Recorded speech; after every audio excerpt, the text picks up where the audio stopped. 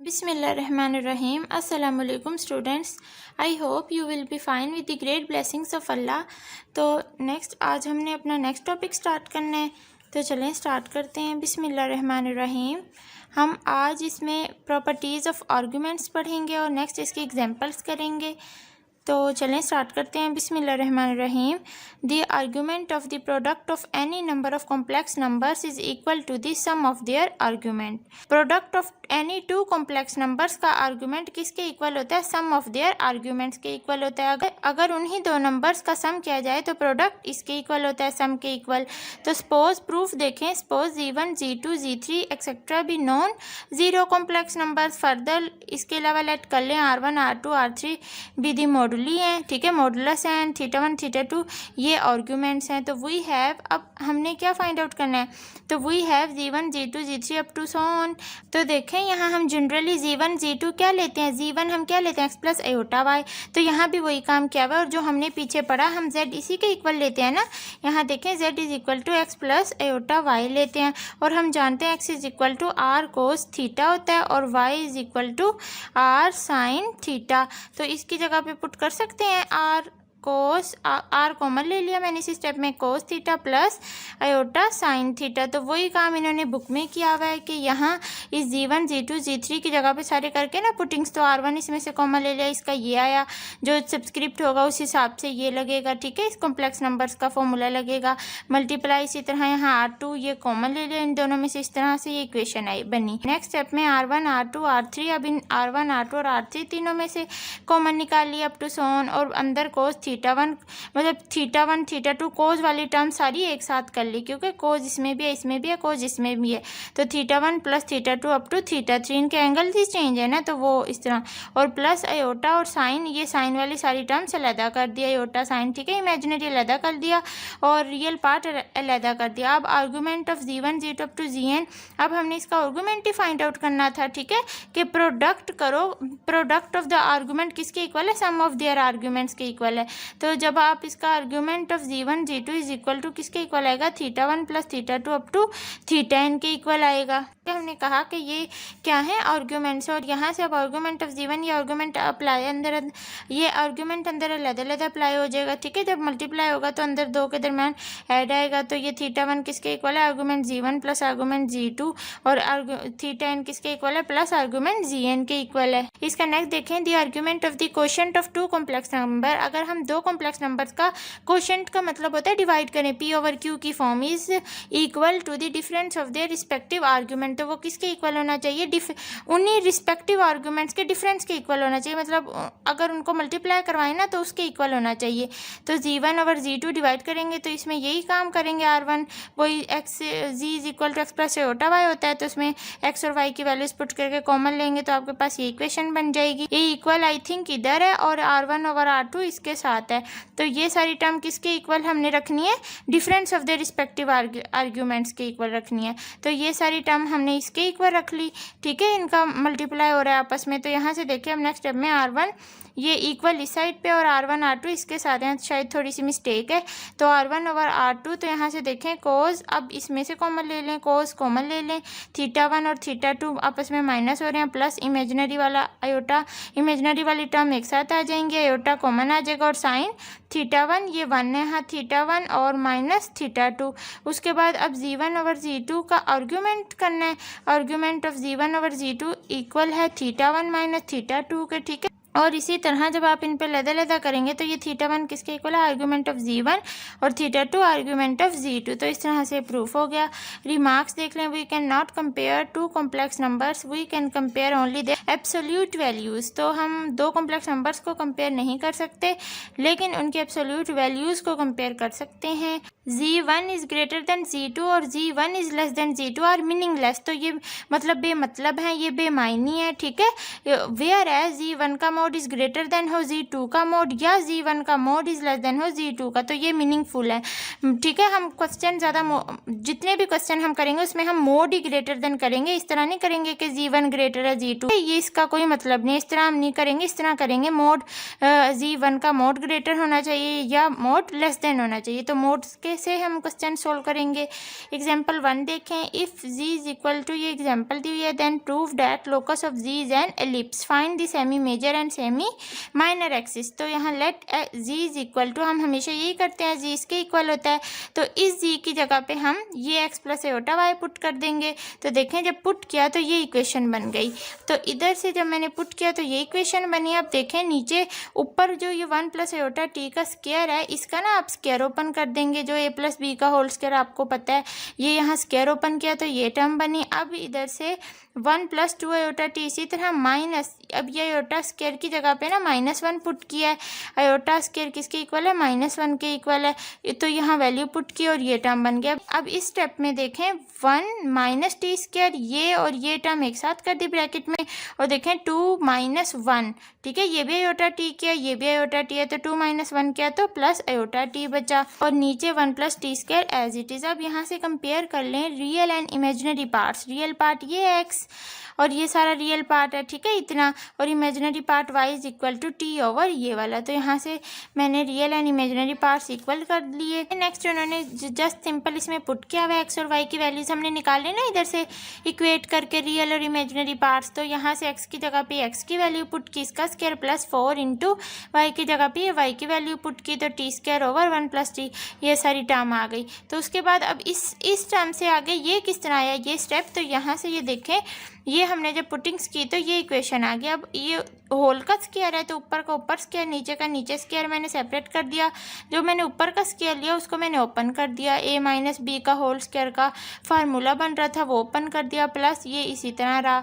अब नीचे से एलसीएम ले लेंगे हम, 1 प्लस दोनों का सेम है तो ऊपर वाली सारी टर्म इसी तरह आ जाएगी, ठीक है, एलसीएम लेंगे तो अब इधर से देखें कटिंग हो रही है, ये आ जाएगा t4 प्लस 1 और देखें 4 माइनस 2, तो क्या बचा प्लस 2t स्क्वायर। तो ये इक्वेशन आ गई, और नीचे से जब इसका स्क्वायर ओपन किया तो ये भी तो यही बना, तो ऊपर नीचे न्यूमिनेटर और डिनोमिनेटर में सेम बनी, तो ये दोनों कैंसिल हो जाएंगे, ठीक है, एक दूसरे से कैंसिल होके, तो x square plus 4y square is equal to 1 आया। तो अब यहाँ से देखें हमारे पास इक्वेशन ऑफ इलिप्स बन गई है, एक्स स्क्वायर ओवर 1 का square plus y square over 1/2 का स्क्वायर इक्वल है 1 के। इक्वेशन ऑफ इलिप्स आ गई, क्योंकि हम जानते हैं एक्स स्क्वायर ओवर ये एक्स स्क्वायर के साथ 1 है ना, तो x square over a square plus y square over b square is equal to 1, ये किसकी इक्वेशन होती है, इलिप्स की इक्वेशन होती है। तो इस तरह से ये हमारे पास इक्वेशन ऑफ इलिप्स बन गई। तो equation 1 is the locus of G which is an ellipse whose semi major and semi minor axis are 1 and 1/2, ठीक है, ये 1 और 1/2, क्योंकि एक्स स्क्वायर के साथ 1 है और 4 के साथ, अगर 4 को हम नीचे लेके जाएं तो 1/2 का स्क्वायर, इस तरह ही लिखेंगे इस 4 को। और अगेन फिर दोबारा से अगर ये स्टेप बनाना चाहें तो क्या होगा, 2 2 जा 4 1/4, तो 4 फिर से ऊपर जाके ये इक्वेशन बन जाएगी। तो जस्ट हमने इसको इलिप्स की फॉर्म में करके लिखा है, जस्ट इलिप्स की इक्वेशन बनाई है। एग्जाम्पल 2 देखें, if G is equal to, ये हमारे पास फंक्शन दिया हुआ है, then prove that locus of G is a circle, find the radius and center of this circle, also calculate the minimum and maximum distance of z from 0, मतलब origin. अब देखें हमने 3 चीज़ें फाइंड आउट करनी है, 3 पॉइंट्स फाइंड आउट करने हैं। Step 1 में देखें, सबसे पहला काम जो हम लेते हैं, z is equal to x plus iota y. अब इसकी जी किस वैल्यू को हमने इस जी की जगह पे पुट कर दिया, तो जब यहाँ आप पुट कर देंगे तो ये इक्वेशन बन गई, राइट हैंड साइड इसी तरह रही ये वाली। अब यहाँ से आप यहाँ क्रॉस मल्टीप्लिकेशन, ये जाके इससे मल्टीप्लाई हो जाएगा, इज इक्वल टू ये सारी टर्म आ जाएगी, तो ये टर्म, ये हमारे पास इक्वेशन आ गई। अब इधर से देखें इन दोनों को आपस में मल्टीप्लाई कर देंगे, ठीक है, इनके रियल और इमेजिनरी पार्ट से अलग करेंगे। तो यहाँ मैं मल्टीप्लाई कर रही हूँ x plus iota x t plus iota y और प्लस क्या हो जाएगा एओटा स्क्वायर वाई टी, ठीक है, y t is equal to, इस साइड पे ये टर्म भी आप कर लो, ओपन कर लो, मतलब रियल पार्ट एक साथ कर लो। तो देखें 1 प्लस 3t इसके साथ मल्टीप्लाई हुआ, एक ये टर्म बनी, और 1 और प्लस एओटा यहाँ से कॉमन ले लो, और 1 प्लस 2t ये आपके पास बनी। अब ये इक्वेशन बन गई है। अब इधर से आयोटा स्क्वायर की जगह पे वैल्यू पुट कर दो, x plus iota x t plus iota y, इस आयोटा स्क्वायर की जगह पे -1 y t is equal to ये टर्म इसी तरह प्लस आयोटा 1 प्लस 2t। अब यहाँ देखें, इसको मैं ऐसे कर सकती हूँ x माइनस वाई टी, ये रियल पार्ट एक साइड पर, दोनों के साथ इनके साथ आयोटा है तो प्लस आयोटा कॉमन लेके और एक्स टी प्लस वाई, ठीक है, एक्स टी प्लस वाई इस तरह से इज इक्वल टू, और ये टर्म इसी तरह दूसरी साइड की प्लस आयोटा 1 प्लस 2t। अब इधर से देखें, अब आप इसको कंपेयरिंग कर दें तो compare real and imaginary part, जब आप कंपेयर करेंगे तो ये इसके कंपेयर और ये इसके, तो ये दो इक्वेशंस आ गई। अब इस इक्वेशन 1 में, अब इस इक्वेशन 1 से आप इस तरह से t की वैल्यू फाइंड आउट कर लेंगे। तो अब इस इक्वेशन 1 से t की वैल्यू किस तरह निकालेंगे? अब देखें, x minus y t is equal to 1 plus 3t है, तो ये 1 जब इस साइड पे जाएगा तो x माइनस 1 हो जाएगा, और इज इक्वल टू, और जब ये वाई टी साइड पे आएगा तो 3t प्लस वाई टी हो जाएगा, साइन चेंज हो जाएगा। तो x minus 1 is equal to, इनमें से t कॉमन निकाल लो तो 3 प्लस वाई, और इसमें से t मैंने कॉमन निकाल लिया, तो अब यहाँ से t की वैल्यू निकाल सकती हूँ, x minus 1 over 3 plus y, ठीक है, या y प्लस 3। तो इसी तरह उन्होंने t की वैल्यू निकाली हुई है और इसको पुट कर दिया है 2 में, तो इसी तरह मैं कर देती हूँ। तो अब यहाँ से देखें, अब जब मैं इसकी जगह पे t की इस वैल्यू को इस इक्वेशन में पुट करूँगी तो मेरे पास ये इक्वेशन आ जाएगी, t की जगह पे वो वैल्यू पुट हो जाएगी। अब हमने इस इक्वेशन को जनरल फॉर्म, मतलब इक्वेशन ऑफ सर्कल बनाने के लिए, सर्कल ही पूछा हुआ है ना, locus of G is a circle, तो अब इक्वेशन ऑफ सर्कल बनाने के लिए नीचे की ख़त्म करनी पड़ेगी टर्म, तो इस 3 प्लस वाई को ख़त्म करने के लिए क्या करेंगे, हम मल्टीप्लाई करवा देंगे इस पूरी दोनों साइड पे y प्लस 3 से, ठीक है। तो जब मल्टीप्लाई करवाएंगे तो यहाँ देखें, इस y से जब मल्टीप्लाई होगा तो अब ये क्या बन जाएगा, वाई स्क्वायर प्लस 3y, और प्लस, और जब इस साइड पे इससे मल्टीप्लाई होगा तो वो तो इससे कैंसिल हो जाएगा, और ये अंदर x इससे मल्टीप्लाई होकर एक्स स्क्वायर माइनस एक्स बच जाएगा, इज इक्वल टू इस साइड पे इस x से 1 से जब मल्टीप्लाई होगा तो y प्लस 3 और प्लस 2, और जब इस सारी टर्म से मल्टीप्लाई होगा y प्लस 3 तो वो भी इससे कैंसिल हो जाएगा, और 2x माइनस 2, ये इक्वेशन आ गई। अब इधर से देखें, x square plus y square plus, अब यहाँ क्या है 3y, ये y इस साइड पे ले आए तो माइनस वाई, नेक्स्ट इस साइड पे माइनस x है, ये -2 इस साइड पे आएगा, -2x हो जाएगा, प्लस इस साइड पे आके, और ये -3 और प्लस 2 इज इक्वल टू 0। तो यहाँ से x square plus y square, यहाँ से क्या आया, अब पहले मैं इसको लिख देती हूँ, तो क्या आएगा, -3x प्लस 2y, इन दोनों को सोल्व किया, और -1, 2 - 3 तो -1 इज इक्वल टू 0। अब ये हमें क्या नज़र आ रही है, ये इक्वेशन ऑफ सर्कल नज़र आ रही है, इसको इक्वेशन 3 का नाम दे दें, इक्वेशन ऑफ सर्कल है, क्योंकि हम जानते हैं इक्वेशन ऑफ सर्कल होती है x square plus y square plus 2gx plus 2fy और plus c is equal to 0। ये है standard form equation of circle की। तो देखें, इन्होंने इक्वेशन 3 बना लिया। अब हमारा स्टेप 1 कंप्लीट हो गया। नेक्स्ट अब हमने क्या फाइंड आउट करना है, 3 इज द लोकस ऑफ जी। तो अब ये फर्स्ट पॉइंट हमने प्रूफ कर दिया है कि ये लोकस ऑफ जी है which is a circle who centre is 3/2, -1। अब देखें इक्वेशन ऑफ सर्कल तो ये होती है, ये इक्वेशन ऑफ सर्कल होती है। अब हम जानते हैं सेंटर किसके इक्वल होता है, हुज सेंटर इज, उन्होंने ये सेंटर लिया हुआ है तो सेंटर किस तरह लेंगे, हम जानते हैं -g, -f। अब देखें इक्वेशन ऑफ सर्कल तो ये होती है, और हमारे पास जो इक्वेशन आई है, जो क्वेश्चन हमें उसके अकॉर्डिंग जो इक्वेशन ऑफ सर्कल है वो ये आई है। तो अब जी और एफ की वैल्यू हम निकाल लेंगे इन दोनों को कंपेयर करके। तो x square plus y square ये सेम है, तो इसको अब यहाँ देखें, ये जो एक्स वाली टर्म होती है किसके इक्वल होती है, जी के इक्वल होती है। तो यहाँ से जब इस इक्वेशन को इसको कंपेयर करेंगे तो यहाँ देखें 2g इज इक्वल टू किसके आ जाएगा, -3 आ जाएगा। और यहाँ से जब y वाली टर्म्स आपस में कंपेयर होंगी तो 2f इज इक्वल टू किसके इक्वल आ जाएगा, -1 के इक्वल आ जाएगा। y एज अ क्या है, वेरिएबल है, और कांस्टेंट आपस में इक्वेट होंगी तो यहाँ से g की वैल्यू आ जाएगी -3/2। अब देखें, ये आपके पास सर्कल है, ये सेंटर है और ये ओरिजिन है। ये सेंटर का पॉइंट 3/2, -1 है, जो कि ये हमने किस तरह लिया, जो कि हमारे पास ये पॉइंट है, इसके अकॉर्डिंग हमारा यहाँ पॉइंट बना, यहाँ ये 3/2 है, ये -1 है। अब ये है और ये ए बी है, ये पॉइंट ए है और ये पॉइंट बी है। अब हम जानते हैं the set of all point in the plane that are equally distant from a fix point is called a circle. अब ये सर्कल है। अब यहाँ देखें, इधर से यहाँ तक ये क्या है, रेडियस है, ये रेडियस है, और यहाँ ए से लेके यहाँ तक ये भी क्या है, रेडियस है, और ये टोटल यहाँ से लेके 1 कॉर्नर से दूसरे कॉर्नर तक का ये सारा डिस्टेंस क्या है, ये सारा डिस्टेंस हमारे पास डी है, डायामीटर है। तो अब उन्होंने मिनिमम और मैक्सिमम डिस्टेंस फाइंड आउट करने को कहा है फ्रॉम ओरिजिन। अब देखें इसके अंदर हमारे पास मिनिमम डिस्टेंस यहाँ से यहाँ तक की बन रहा है, क्योंकि उन्होंने हमें मिनिमम डिस्टेंस पूछा है।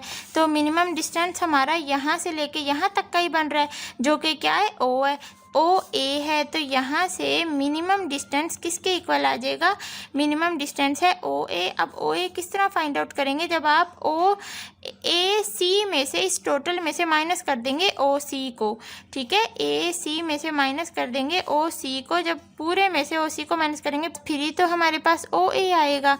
तो अब देखें, अब ए सी और ओ सी निकालना पड़ेगा ओ ए फाइंड आउट करने के लिए। तो ए सी किसके इक्वल है, अब ए से लेके सी तक ये क्या है, रेडियस है। तो रेडियस हमने ऊपर निकाला, क्या है, आर क्या है, ए सी क्या है, रेडियस, और ऊपर हमने निकाला हुआ है 17/2। तो अब ये रेडियस तो हमने इजीली फाइंड आउट कर लिया। इसी अब ओ सी फाइंड आउट करना है, तो ओ सी किस तरह निकालेंगे, ओ सी के लिए देखें ओ और सी का, अब देखें ओ हमारे पास यहाँ ओरिजिन है, ओरिजिन का पॉइंट हमारे पास क्या है 0,0, और सी एक हमारे पास सेंटर है। तो देखें अब ये 2 पॉइंट्स है, तो हम इसका डिस्टेंस फार्मूला इसी तरह निकालेंगे। O C is equal to, by distance formula हम जानते हैं x2 माइनस x1 का होल का square plus y2 minus y1 का होल का स्क्वायर इक्वल होता है किसी भी पॉइंट के। ओ सी फाइंड आउट कर लेंगे, ठीक है। तो ये डिस्टेंस फार्मूले के अकॉर्डिंग अब इसमें से x1 y1 x2 y2 इसमें पॉइंट्स को जब आप इसमें पुट करेंगे ना, तो आपके पास ओ सी यही आएगा, √13/2 ही आ जाएगा। जब आप ये पॉइंट्स दोनों इसमें पुट करेंगे और सॉल्व करेंगे तो आपके पास ओ सी आ जाएगा। अब ए सी भी आ गया, ओ सी भी आ गया, तो ओ ए क्या आ जाएगा, ओ ए इज इक्वल टू क्या है, ए सी की वैल्यू क्या है, ये √17/2 और प्लस माइनस, और ओ सी क्या है √13, ठीक है, √13/2, और यहाँ इनके दरम्यान माइनस है, तो ओ ए इज इक्वल टू ये टर्म आ गए। अब मैक्सिमम डिस्टेंस किस तरह निकालेंगे, तो देखिए मैक्सिमम डिस्टेंस क्या, कहाँ से कहाँ तक का बन रहा है, ओरिजिन से लेके यहाँ तक का डिस्टेंस बन रहा है, क्योंकि उन्होंने हमें ओरिजिन से पूछा हुआ है मैक्सिमम डिस्टेंस। तो यहाँ से यहाँ तक का मैक्सिमम डिस्टेंस है, तो इसमें भी हमें 2 चीज़ें फाइंड आउट करनी पड़ेंगी, ओ सी और सी बी। तो देखें सी बी तो हम जानते हैं रेडियस के इक्वल है, और रेडियस हमारे पास √17/2 है। तो जस्ट ओ सी फाइंड आउट करेंगे। ओ सी हमने यहाँ भी फाइंड आउट किया √13, तो इसमें तो हमारे पास दोनों चीज़ें मौजूद हैं, तो हम जस्ट इनको सिंपल इसमें पुटिंग कर देंगे, ठीक है। इसका जस्ट हम क्या करेंगे, ओ बी फाइंड आउट करना है ना, तो ओ बी किसके इक्वल है, बी सी प्लस ओ सी के इक्वल है। बी सी क्या है, √17/2 जो कि रेडियस है, और ओ सी अभी हमने निकाला 13/2। तो इस तरह से इसका मैक्सिमम डिस्टेंस फाइंड आउट कर लिया है। जस्ट फिगर समझनी है आपने, उन्होंने मैक्सिमम और मिनिमम डिस्टेंस का पूछा था, जो कि ओरिजिन से हमने फाइंड आउट करना था, जिसका एक पॉइंट ए सी वाला तो हम जानते हैं रेडियस है, और रेडियस ये है निकला है। और उसके बाद जो ओ सी है वो हम किस तरह निकालेंगे, वो हमें जस्ट 2 पॉइंट्स चाहिए, 2 पॉइंट्स लेंगे, एक ओरिजिन का और एक सेंटर का ये वाला पॉइंट, और जस्ट इस पे डिस्टेंस फार्मूला अप्लाई करके जस्ट अपना सॉल्व कर लेंगे। इसी तरह इसके में तो कुछ फाइंड आउट करने की ज़रूरत ही नहीं है, इसका एक तो रेडियस का बना और एक सी बी आप किस, और एक ओ सी हमने अभी ऑलरेडी पहले ऊपर निकाला हुआ था, तो उधर से वैल्यूज़ पुट कर देंगे, तो ये हमारा मिनिमम और मैक्सिमम डिस्टेंस आ गया। तो आई होप आपको समझ आई होगी। एग्जाम्पल्स अच्छे से काफ़ी डिटेल से हमने ईच एंड एवरी स्टेप किया। तो अगर आपको वीडियो अच्छी लगी है तो लाइक करें, शेयर करें अपने फ्रेंड्स के साथ। अपना बहुत सा ख्याल रखिए। अल्लाह हाफिज़।